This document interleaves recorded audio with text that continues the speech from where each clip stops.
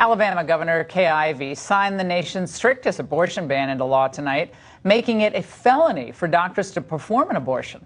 This comes on the heels of Georgia and Ohio laws that are also both pro-life, very pro-life. But the party of infanticide, well, they're crying foul.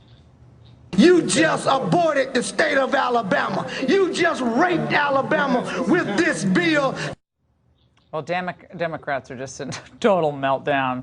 Roe versus Wade is on the chopping block, of course. Trying to overturn Roe versus Wade. That's wrong, and we will fight back. Women's health care is under attack, and we will not stand for it. It's nothing short of an attack on women's basic human rights and civil rights. Part of the right-wing conservative agenda in the United States of America is to take away reproductive health and freedom. Joining me now is Candace Owens, conservative commentator, and Jennifer Holdsworth, Democratic strategist and former campaign manager for Pete Buttigieg's DNC chair campaign. All right, Jennifer, a new poll out this week reveals that the majority of Americans don't think heartbeat bills are too restrictive. You're saying they're wrong. I'm saying they're wrong.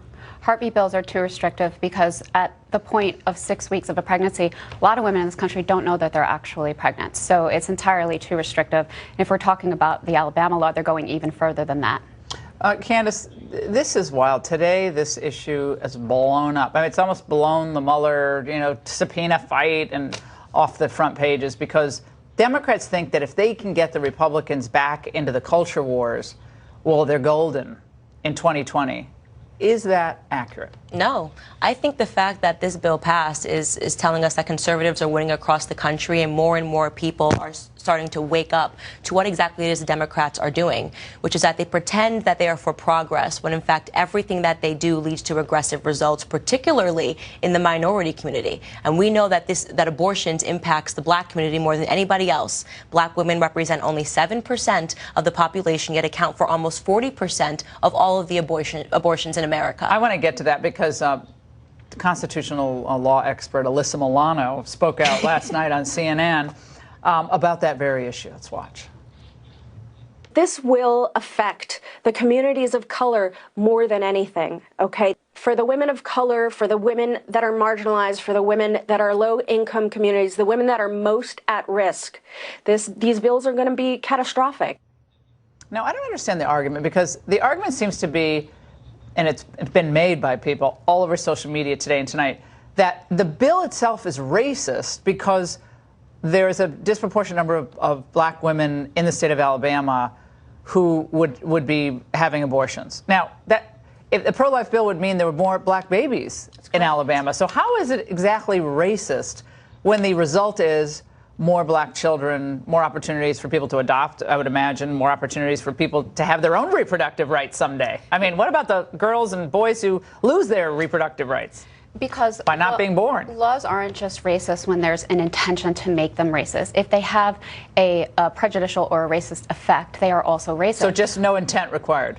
No, intent can be present, but if it has a racist effect, it is also considered racist. But I think what Alyssa Milano was saying, and I'm not saying, I'm not saying that she's a credentialed constitutional law professor, but what she's pointing out is that there is a dearth of healthcare options for women of color in the South, especially in Alabama. We've seen the Republicans try to continue to take those options away. So now, but it's not health. How is this? I mean, I can see a debate about abortion, but how is it health care? Reproductive health is health care. But it's having a choice and having autonomy over your own body is healthcare. This Alabama law so the baby doesn't ever have any rights. The doctor can now get more time in prison for performing an abortion than the rapist would get for raping the woman. No, I'm for the rapist getting put away for life. Right, but now the doctor is going to get more time than the rapist. Well, this is all going to shake out. This is all going to shake out one way or another. Yes, because the Alabama Republicans are the ones. Yeah, I want to be really clear. I just want to be really clear here because you're saying that black babies being born is racist. It is not racist for black babies to be born. Black babies have a right to be alive. That's what you just said.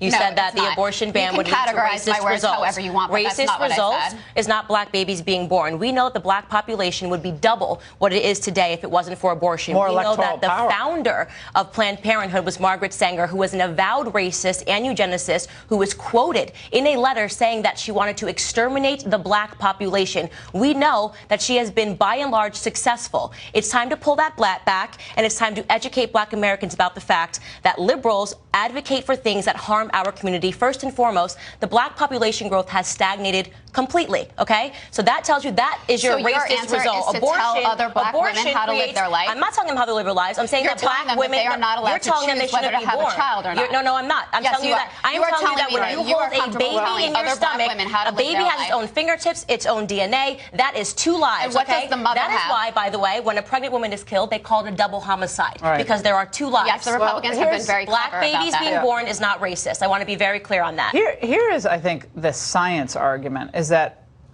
the left is all about climate change. Where science. Facts. Republicans don't care about facts. They care about emotions. But this is kind of a factual thing at some point. It's really inconvenient for a lot of people, but it's also factual at some point, isn't it? That human beings are human beings. I mean, down to the very tiniest. Conservatives have spent the last 2 to 3 decades, pretty much butchering history, science, and economics. It's only natural that medicine is the next frontier. Oh, well, I think okay, so you're saying a baby born is not acknowledging that you're the party of the KKK, you're the party of Jim Crow laws, you are the party of racism and racial terrorism, and now you are also the party that is advocating for black babies to be aborted. I believe that you're a climate science denier, so I would just assume now you're having a side conversation. I'm not a climate science denier, so let's just here's the climate of go off because here's the climate of the commercials are about to roll. We love having you both on. This is a big issue. It's going to be really hot in the election on this issue alone. And coming up, seen and unseen.